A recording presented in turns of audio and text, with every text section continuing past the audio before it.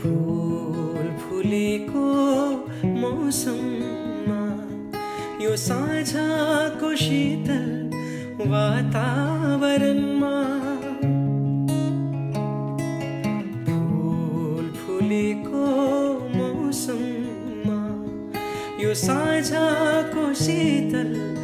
वातावरणमा यो मनलाई कसरी सम्हालौँ म नपी